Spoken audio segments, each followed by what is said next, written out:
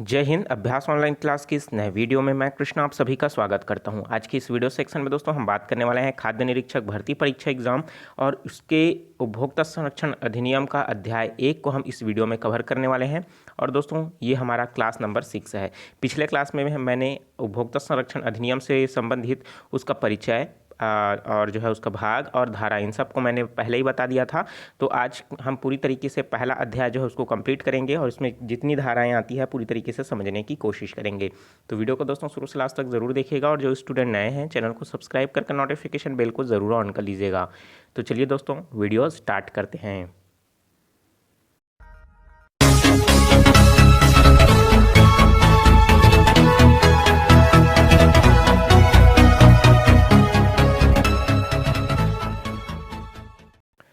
तो दोस्तों उपभोक्ता संरक्षण अधिनियम 1986 को लेकर के हम लगातार प्रिपरेशन कर रहे हैं और पिछले वीडियो मैंने डिटेल में बताया था कि कितने अध्याय हैं दोस्तों आपको पता होगा। तो इसमें टोटल 4 अध्याय आपको देखने को मिलेगा और कुल धाराओं की संख्या जो है इसमें दोस्तों 31 है। तो अब हम एक एक करके सभी को देख लेते हैं। कहीं ना कहीं अध्याय 1 का दोस्तों जो धारा 1 है मैं कंप्लीट करा दिया था कि उपभोक्ता संरक्षण अधिनियम का जो नाम है वो 1986 के नाम से जो है जाना जाएगा और पूरे भारतवर्ष में जो है ये लागू होगा। उसके बाद है दोस्तों दूसरा जो पॉइंट है वो है परिभाषा। ठीक है, तो परिभाषा में हम देख लेते हैं किस किन बातों का परिभाषा में हम इसमें देखने वाले हैं। तो दोस्तों समुचित प्रयोगशाला, तो समुचित प्रयोगशाला क्या होता है इस बारे में देखेंगे और समुचित प्रयोगशाला जो है परिभाषा में क्या कहा गया है इसके बारे में दोस्तों पिछले वर्ष जो एग्ज़ाम हुआ था व्यापम में कौन सा वर्ष 2017 में, तो उसमें समुचित प्रयोगशाला का अर्थ होता है या उस परिभाषित किया गया है, ये क्वेश्चन पूछा जा चुका है। ठीक है, तो इसी तरीके से अब हम सभी को देख लेते हैं क्योंकि यहाँ से प्रश्न जो है पूछा जाएगा। ठीक है, तो चलिए देखते हैं एक एक करके सभी को। तो सबसे पहले हम लोग जान लेते हैं समुचित प्रयोगशाला होता क्या है। तो परिभाषाओं का धारा 1 मतलब धारा जो 2 है क्रमांक 2 उसका पहला जो है दोस्तों समुचित प्रयोगशाला, उसका तात्पर्य क्या है कि केंद्र सरकार द्वारा या फिर राज्य सरकार द्वारा उन आदेशों उन संबंधों को केंद्र सरकार द्वारा निर्धारित किया जा सकता है और समय के साथ क्रियान्वयन करने के लिए कानूनों द्वारा अथवा उनके अंतर्गत स्थापित कई ऐसे प्रयोगशाला अथवा संस्था जो किसी माल का परीक्षण करेंगे और विश्लेषण करने के लिए कि वह माल किसी त्रुटि से प्रभावित तो नहीं है। तो इसके लिए केंद्र सरकार एवं राज्य सरकार द्वारा संचालित जो भवनें होती है ना, जिसके लिए वित्त प्रदान किया जाता है वह संयुक्त की जाती है, उसे ही क्या कहा जाता है समुचित प्रयोगशाला के नाम से जाना जाता है, जहाँ पास पूरी तरीके से कहीं ना कहीं दोस्तों उससे रिलेटेड प्रयोग किया जाता है। ठीक है, अब बात कर लेते हैं दोस्तों शाखा कार्यालय। अब शाखा कार्यालय होता क्या है। ठीक है, तो शाखा कार्यालय से तात्पर्य है कि विपरीत पक्षकार द्वारा शाखा के रूप में वर्णित कोई स्थापना अथवा स्थापना के मुख्य कार्यालय द्वारा चलाई जा रही कार्यवाही के समान या सारतः समान रूप से चलाई जा रही कोई जो स्थापना है उसे क्या कहा जाता है, शाखा कार्यालय कहा जाता है। सामान्य तौर पर यह जो है दोस्तों विपरीत पक्षकार जो है होता है। ठीक है, अब बात कर लेते हैं शिकायतकर्ता का तात्पर्य क्या होता है, ये ख में बताया गया है। तो शिकायतकर्ता किसको कहते हैं, कोई भी नाम जो उपभोक्ता होता है जो किसी वस्तु का उपभोग कर रहा है उसको अगर वो शिकायत करता है तो वो क्या हो जाएगा, मतलब एक उपभोक्ता भी क्या है, एक शिकायतकर्ता हो सकता है। कोई भी कंपनी जो 1956 एक के अधीन अथवा समय की क्रियान्वयन के लिए किसी अन्य कानून अर्थात उसके अंतर्गत जो है पंजीकृत स्वेच्छा उपभोक्ता संस्था अर्थात उस कंपनी में काम कर रहा है और उनका कहीं ना कहीं शोषण हो रहा है तो वो दोस्तों बिल्कुल शिकायत कर सकता है और वो एक शिकायतकर्ता बन सकता है। उसी तरीके से केंद्र सरकार और राज्य सरकार जो किसी की गलतियों को देखता है तो उस पर शिकायत करता है तो वो क्या खुद हक में एक क्या है, शिकायतकर्ता हो जाता है। ठीक है, उसी तरीके से उपभोक्ता की मृत्यु के मामले में कानूनी उत्तराधिकारियों को जो है पूरी तरीके से उनका उत्तराधिकारी जो है प्रतिनिधित्व करेगा, ये शिकायतकर्ता भी हो सकता है। ठीक है, अब शिकायतकर्ता और शिकायत इन दोनों में क्या है दोस्तों पूरी तरीके से अंतर है। हमने ऊपर में जो देखा दोस्तों शिकायतकर्ता मतलब पर्टिकुलर क्या है, व्यक्ति है। अब बात कर रहे हैं इसमें शिकायत की, तो शिकायत क्या हो सकता है उन सब के बारे में इसमें बताया गया है। ठीक है, तो दोस्तों शिकायत क्या क्या हो सकती है, तो जैसे किसी व्यापारी अथवा सेवा प्रदान करने वाला कोई व्यक्ति द्वारा अनुचित व्यापार अभ्यास अथवा प्रतिबंधित व्यापार अभ्यास अपनाया गया हो तब वो हम उसको शिकायत मान सकते हैं। उसके द्वारा खरीदा गया माल अथवा उसके द्वारा खरीदने की सहमति प्रदान किया गया माल अथवा एक अथवा अधिक त्रुटियों से प्रभावित है तब हम उसको शिकायत मानेंगे। किराए पर ली गई अथवा अपनाई गई अथवा किराए अथवा सहमति में दी गई कोई भी सहमति सेवा, वो सभी जो है पूरी तरीके से कमी में प्रभावित होती है, तो वो भी शिकायत के अंतर्गत ही आ जाएगा। ठीक है। और उसके बाद और भी देख लेते हैं, व्यापारी अथवा सेवा प्रदान करने वाले जो भी मामला हो, शिकायत में वर्णित माल अथवा सेवा के लिए लिखित मूल्य से अधिक मूल्य प्राप्त करता है, उस समय भी शिकायत होगा। ठीक है।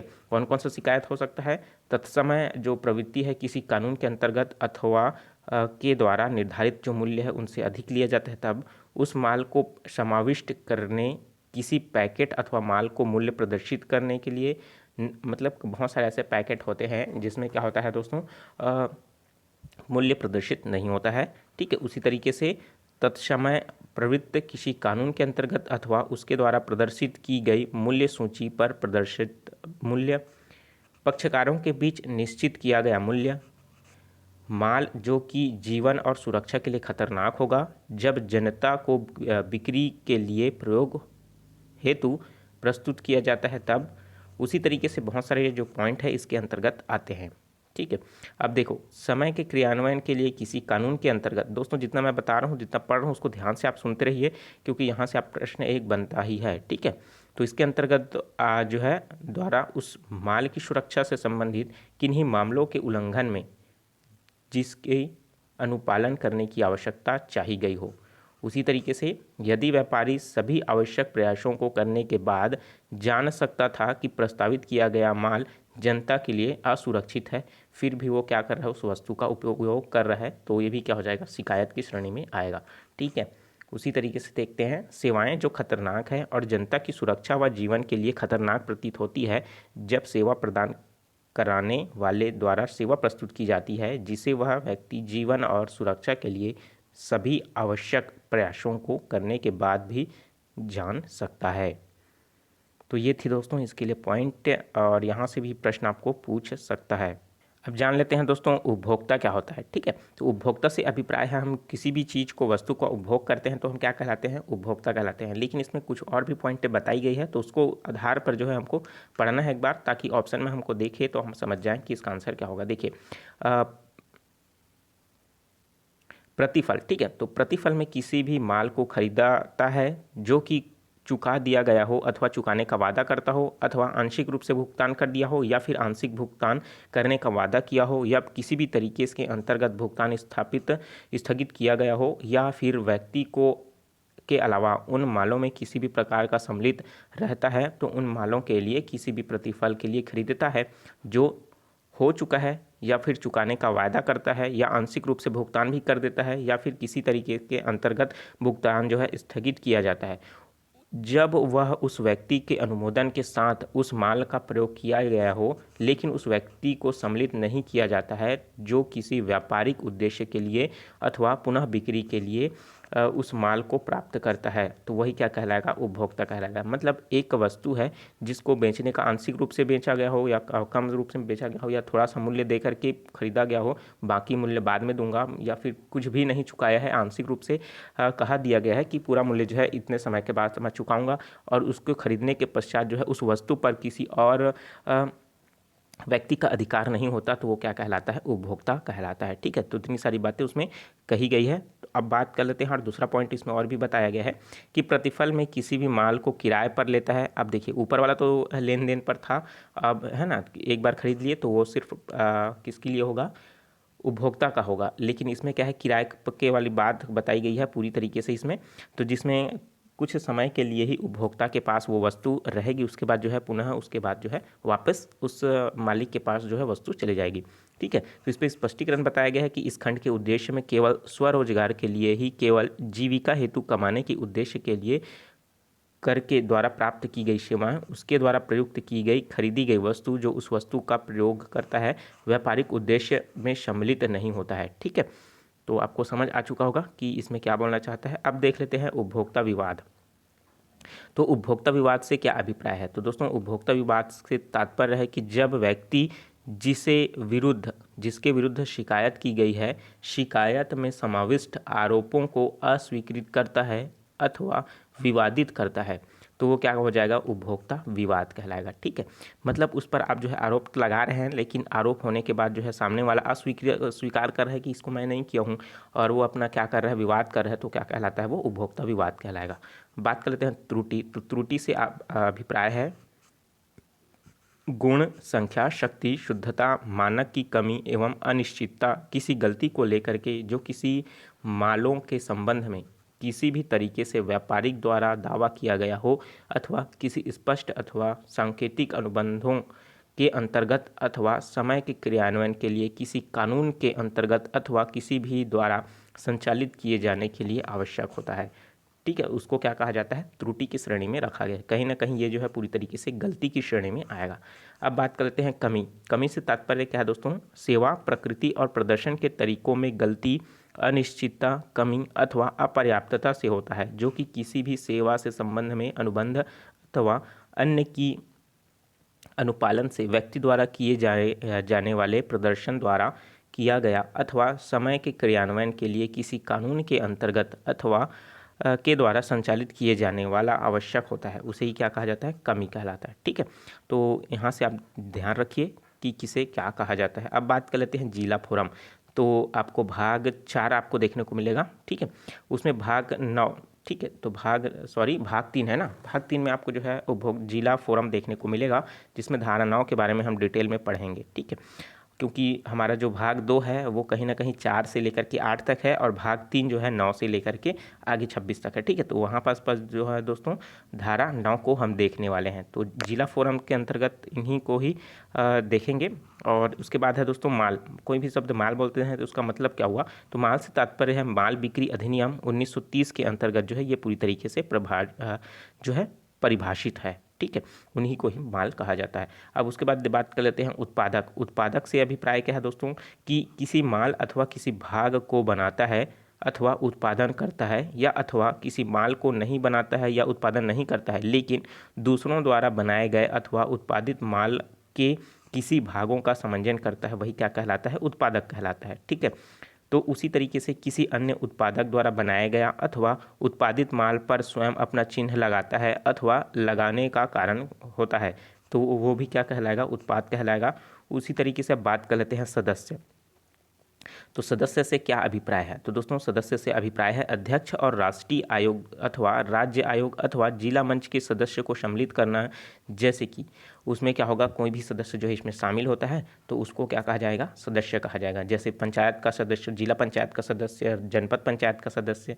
ठीक है, तो इस तरीके से कहा जाता है। ठीक है, उसी तरीके से बात कर लेते हैं राष्ट्रीय आयोग। तो राष्ट्रीय आयोग है धारा 9 खंड ग के अंतर्गत पूरी तरीके से इसमें बताया गया है। इसके अंतर्गत स्थापित जो है राष्ट्रीय उपभोक्ता विवाद निवारण आयोग में होता है, विवाद आयोग से होता है। ठीक है, बात कर लेते हैं अधिसूचना। तो अधिसूचना आपको पता होगा, ऐसा सूची जो क्या होता है, राजपत्र जो है जारी होता है, वही उस क्या कहलाता है, अधिसूचना कहलाता है, जिसको हम सामान्य भाषा में राजपत्र के नाम से जानते हैं। तो अधिसूचना से अभिप्राय शासकीय राजपत्र से प्रकाशित अधिसूचना को ही कहा जाता है। ठीक है, व्यक्ति से क्या अभिप्राय है, हमें चाहे पंजीकृत हो या ना हो, फर्म मतलब व्यक्ति को ही फर्म कहा जाता है। व्यक्ति चाहे पंजीकृत हो या नहीं हो, वो क्या कहलाएगा, व्यक्ति कहलाएगा। चाहे वो हिंदू का हो या फिर कोई किसी भी का हो, वो क्या कहलाएगा, व्यक्ति कहलाएगा। कोऑपरेटिव सोसाइटी का हो या ना हो, यो भी क्या कहलाएगा, व्यक्ति कहलाएगा। कोई अन्य व्यक्तियों की संस्था चाहे सोसाइटी के पंजीकरण अधिनियम 1960 1900 का 21वां के अंतर्गत पंजीकृत नहीं है, तब भी वो क्या कहलाएगा, व्यक्ति कहलाएगा। ठीक है, अब बात कर लेते हैं निर्धारित। तो निर्धारित शब्द से तात्पर्य क्या है, तो निर्धारित शब्द से तात्पर्य है जिसमें के अंतर्गत केंद्र सरकार द्वारा जो भी मामला हो, बनाने गए या नियमों को निर्धारण करने का जो तरीका होता है, उसको क्या कहा जाता है, निर्धारित कहा जाता है।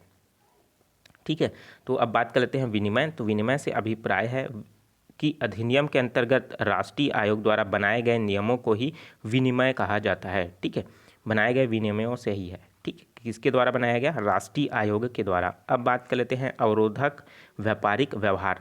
इन शब्द से तात्पर्य है कि व्यावहारिक व्यवहार से है जो, मतलब व्यापारिक व्यवहार से है जो उपभोक्ताओं पर लगाई गई अन्याय संगत लागतों अथवा प्रतिबंधों के तरीकों में माल अथवा सेवाओं से संबंधित बाजार में आपूर्ति के प्रवाह को प्रभावित करने अथवा आपूर्ति की आपूर्ति की जो इसकी शर्तें हैं अथवा मूल्य में हेर फेर के बारे में लाने के लिए देखभाल करता है और सम्मिलित रहेगा। तो मतलब कहीं ना कहीं अवरोध आ जाता है कि कहीं ना कहीं अन्याय संगत तरीके से और प्रतिबंधों के बाद जो है व्यापारी है किसी व्यक्ति को प्रोवाइड कर रहा है कोई भी माल को। ठीक है, तो इसके अंतर्गत और भी बहुत सारी चीज़ें हैं, उन सबको देख लेते हैं कि किस तरीके से ये सामने आता है। ऐसा माल के प्रदान या सेवाओं में उपलब्ध कराने में सहमति अवधि से आगे व्यापारी द्वारा किया गया विलंब जिसमें मूल्य में वृद्धि हुई हो या फिर होने की संभावना हो। कोई व्यापारिक व्यवहार जो कि उपभोक्ता के लिए किसी माल अथवा सेवा को खरीदने, किराए में लेने अथवा माल प्राप्त करने जो भी मामला हो का के लिए आवश्यक होता है, जैसे कि अन्य माल अथवा सेवाओं को खरीदने, किराए पर लेने अथवा माल प्राप्त करने के लिए शर्तें जो है पूर्वगामी हो। ठीक है, उसी तरीके से सेवा का अर्थ क्या होता है तो देख लेते हैं। सेवा का अर्थ से तात्पर्य है कि किसी भी प्रकार का जो प्रभावी प्रयोगकर्ता से उपलब्ध होता है, जैसे बैंकिंग। दोस्तों ये प्रश्न पूछा जा चुका है। ठीक है, तो ये जो प्रश्न है ना सेवा वाला, ये प्रश्न पूछा जा चुका है। मैं बताने वाला हूँ प्रश्न को, जब इसका लास्ट में हम लोग 2017 का क्वेश्चन सॉल्व करेंगे ना तो आपको इसमें डिटेल में फट से याद आ जाएगा। ठीक है, तो इसमें क्या बोल रहा है कि सेवा से अभिप्राय क्या है, मैं बता देता हूँ। सेवा से तात्पर्य है कि किसी भी प्रकार, है ना, यहाँ तक मैं बता दिया था कि बैंकिंग, फाइनेंस, बीमा, परिवहन, प्रोसेसिंग, बिजली अथवा अन्य शक्ति की आपूर्ति, रहना अथवा निवास करना अथवा दोनों, जो मकान है, मरम्मत, मनोरंजन, समाचार अथवा अन्य सूचनाओं का प्रबंध अथवा मनोरंजन के संबंध में सुविधाओं के उपबंध को सम्मिलित करती है, लेकिन समिति नहीं होती। मतलब इनका क्या होता है, पर्टिकुलर समिति नहीं होता। ठीक है, निजी सेवा के अनुबंधन के अंतर्गत किसी सेवा को निःशुल्क प्रदान करने की जो है सम्मिलित नहीं की जाती। मतलब कहीं ना कहीं ये सिर्फ निजता के तहत ही इसमें आता है। आप इसमें ग्रुप बना सकते हो, ना तो किसी भी तरीके से आप इसमें इन्वॉल्व हो सकते हो। पर्टिकुलर जो है एक ही निजता के आधार तहत जो है सिर्फ एक ही कैंडिडेट जो है इसमें उसमें पार्टिसिपेट होता है। ठीक है, अब बात कर लेते हैं इसमें जो है नकली माल सेवा। तो इन शब्द का अभिप्राय क्या है कि नकली माल सेवा क्या होता है। ठीक है, तो ये जो है इससे तात्पर्य है,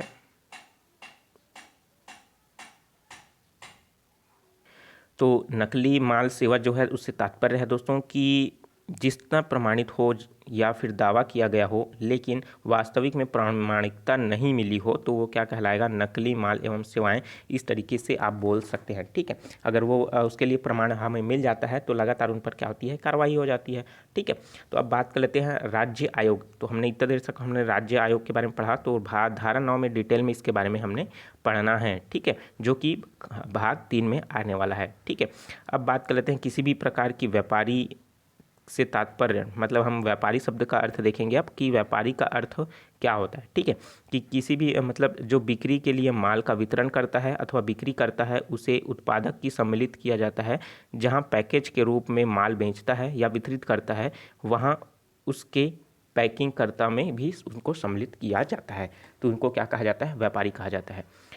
उसी तरीके से अनुचित व्यापार व्यवहार, तो इनमें इनका अर्थ क्या होता है, अनुचित व्यापार एवं व्यवहार। तो इसका अर्थ क्या हुआ देख लेते हैं। इनसे तात्पर्य है कि व्यवहार जो है जो कि किसी माल की बिक्री, प्रयोग अथवा आपूर्ति की वृद्धि करने के प्रयोजन के लिए अथवा किसी सेवा के प्रावधान के लिए निम्नलिखित अभ्यासों में से किसी भी, मतलब नीचे पॉइंट जो दिया गया है ना उस आधारों पर जो है कोई भी अपनाता है तो वो क्या कहलाएगा, अनुचित व्यापार व्यवहार कहलाएगा। तो चलिए एक एक करके सभी पॉइंट को हम लोग क्लियर कर लेते हैं ताकि अच्छे से हमें समझ आ जाए। ठीक है, तो सबसे पहला पॉइंट इसमें बोल रहा है कि स्पष्टता अथवा लिखित और अथवा जो मौखिक है प्रतिवेदन द्वारा किसी बयान को करने का अभ्यास किया जाता है। उसके बाद इसमें जो है पॉइंट बताया गया है कि गलत व्यक्त करता है कि माल किसी विशेष मानक, स्तर, संख्या, वर्ग, बनावट, प्रकृति अथवा संरचना का है, या फिर गलत व्यक्त करता है कि उसमें जो मानक है, स्तर है, वर्ग है वो गलत है, या नई माल के रूप में पुराने माल को, मतलब पुराने चीज़ों को बेचना, अमूलित करना, पुनः मरम्मत करके बेचना, या फिर सुधारे गए माल को पुनः नए के रूप में बेचना। उसके बाद दिया गया है कि माल अथवा सेवाएं प्रयोजन, अनुमोदन, निष्पादन, विशेषता, उपसाधन, प्रयोग अथवा हितों को रखती है, जबकि वे माल अथवा सेवाएं ऐसी नहीं रखती है। ठीक है, उसी तरीके से व्यक्त करता है कि विक्रेता अर्थात अथवा आपूर्तिकर्ता के पास प्रयोजकता अथवा अनुमोदन अथवा संबंधन है, जबकि वह जो विकता है उसका आपूर्तिकर्ता ऐसा नहीं करेगा, तो तब भी वो क्या हो जाएगा, उस श्रेणी में आएगा। ठीक है, अब बात कर लेते हैं नेक्स्ट पॉइंट, जो उपभोक्ता द्वारा प्रस्तुत की जाने वाली अथवा प्रयोग किए जाने वाले इरादे किए गए माल की बिक्री अथवा आपूर्ति को यह जानते हुए या किसी विश्वास करने के कारण के साथ स्वीकृत करता है कि निष्पादित धन और बनावट, अंतर वस्तुएं, विविधता, निर्माण, फिनिशिंग अथवा पैकेजिंग के संबंध में समक्ष अधिकारियों द्वारा निर्धारित किए गए मानकों के साथ माल अनुपालन नहीं करता, जैसे कि माल का प्रयोग करने वाले व्यक्ति जो कि उनको पीड़ा मिली है या जोखिम से बचा हुआ है अथवा कम करने के लिए आवश्यक होता हो। उसी तरीके से 5वां पॉइंट दिया गया है, किसी सेवा को प्रदान करने अथवा बिक्री के लिए उन्हें उपलब्ध कराने के लिए अथवा माल की बिक्री को अस्वीकृत करने वाला माल के क्षय अथवा घेरे को स्वीकृत करता है, यदि वह घेरा अथवा क्षय अथवा अस्वीकृति अन्य माल अथवा सेवाओं अथवा उनकी लागत उत्पन्न होती है अथवा उत्पन्न करने को देखता है अथवा उत्पन्न करने के लिए इरादा रखता है। तो पूरी तरीके से दोस्तों ये जैसा लिखा है ना, सेम टू सेम वैसा ही इसमें आपको पूरी तरीके से समझना है। ठीक है, तो इस तरीके से हम देखते हैं यहाँ पास जो सेवा है उनके बारे में। 6वां पॉइंट कि सेवाओं को के प्रावधान में कपटपूर्ण व्यवहार, मतलब कोई भी लेन देन है उसमें क्या हो, कहीं ना कहीं कपटपूर्ण व्यवहार है अपनाने अथवा बिक्री के लिए उस माल को प्रस्तावित करने अथवा बनावटी मामलों का उत्पादन करना। उसके बाद नेक्स्ट पॉइंट इसमें है कि इस अधिनियम में या किसी अन्य अधिनियम अथवा उसके उपबंधों को कोई संदर्भ जो कि किसी क्षेत्र के क्रियान्वित नहीं है जिसको यह अधिनियम लागू होता है, उस क्षेत्र में क्रियान्वयन से संबंध अधिनियम अथवा उसके उपबंध को प्रदर्शन की व्याख्या करेगा। ठीक है, तो ये सभी जो परिभाषाएं बताई गई है वो धारा 2 में बताई गई है। ठीक है, अब आता है धारा 3 जो कहता है किसी अन्य कानून की कमी में अधिनियम, अर्थात जब भी समय आता है जिसमें क्रियान्वयन के लिए एक अधिनियम के उपबंध किसी अन्य कानून के उपबंधों के अतिरिक्त में होने के लिए होंगे और ना कि कमी में। मतलब दोस्तों जब भी क्या होगा, जैसे उपभोक्ता कानून में ऐसी कुछ स्थिति आ जाती है, परिस्थिति आ जाती है, तो उस पर नए कानून तो बनेंगे लेकिन उसको बनने में समय लगेगा। तो ऐसी स्थिति में दोस्तों वो भारत सरकार के दूसरे जो और भी नियम हैं वहाँ से लेकर के तुरंत तो यहाँ पास जो है कार्यवाही की जाएगी। ठीक है, बल्कि उसकी कमी में होगी तब उसको नहीं लिया जाएगा, लेकिन जब कमी ज़रूरत पड़ेगी तो वहाँ पास से लिया जा सकता है। ऐसा किनके द्वारा कहा गया है, धारा 3 के द्वारा कहा गया है। ठीक है, तो 1 से लेकर के 3 तक, मतलब पहला, दूसरा, तीसरा हमने देखा, जिसमें पहले में दोस्तों पहला धारा था जिसमें हमने संरचना के बारे में समझा, उनके नाम के बारे में समझा, और जो धारा 2 है उसमें परिभाषाओं को देखा, और साथ ही साथ जो धारा 3 है उसको देख लिया। तो इस तरीके से हमारा भाग 1 जो है कंप्लीट हो जाता है, और भाग 2 जो है उसको हम नेक्स्ट वीडियो में देखेंगे दोस्तों, जिसमें उपभोक्ता संरक्षण परिषदें हैं, जिसमें आपको पढ़ना होगा केंद्र उपभोक्ता संरक्षण, राज्य उपभोक्ता संरक्षण और जिला उपभोक्ता संरक्षण, जिसको जिला फोरम कहा जाता है। डिटेल में देखेंगे, यहाँ से क्वेश्चन जो है ज़्यादा बनने की संभावना है। जो मैंने अभी बताया जो नाम से रिलेटेड है, परिभाषा से रिलेटेड, वहाँ से आपका प्रश्न पूछा जाएगा। तो आप एक बार समझ नहीं आ रहा है तो वीडियो को फिर से एक बार देख लीजिएगा, बहुत ही इंपॉर्टेंट है ये चैप्टर। ठीक है, तो उपभोक्ता संरक्षण का अगर आपने पहला पार्ट नहीं देखा है, अगर धारा को अगर आपने याद नहीं किया दोस्तों, तो अभी तुरंत जो है धारा को लगातार प्रैक्टिस करते रहिए, उसको नोट कर लीजिए पेपर में और उसको कहीं पास चिपका दीजिए, ताकि आप जो है लगातार उसको देखते रहें। तो दोस्तों वीडियो कैसा लगा कमेंट करके ज़रूर बताइएगा, और जो चीज़ समझ नहीं आ रहा है उसको नीचे कमेंट बॉक्स में ज़रूर पूछ लीजिएगा। ठीक है, और इसके अलावा अन्य वीडियो जो प्लेलिस्ट में अपलोड है, मैथ्स का है, रीजनिंग का है, और जो सामान्य ज्ञान है, उसके बाद कंप्यूटर का है, उन सभी सेक्शन को आप ज़रूर देख लीजिएगा, क्योंकि आपको इंपॉर्टेंट हो जाएगा फूड इंस्पेक्टर के एग्ज़ाम के लिए। ठीक है, और जो स्टूडेंट नए हैं बिल्कुल चैनल को सब्सक्राइब करके नोटिफिकेशन बेल आता है ज़रूर ऑन कर लीजिएगा। और अगर आपको कोई भी चीज़ अगर आपको गलत लगती है, या कोई भी चीज़ अगर आपको ऐसा लगता है कि मैंने गलत पढ़ाया है, तो बिल्कुल कमेंट करके बता सकते हैं। वो अगर उसको मैं फिर से चेक करके उसको मैं अगर गलत होगा तो बिल्कुल मैं उसको सुधारने की कोशिश करूँगा। ठीक है, चलिए मिलते हैं दोस्तों नए वीडियो में नए जानकारी के साथ। तो मुझे दीजिए इजाज़त, take care, all the best, जय हिंद।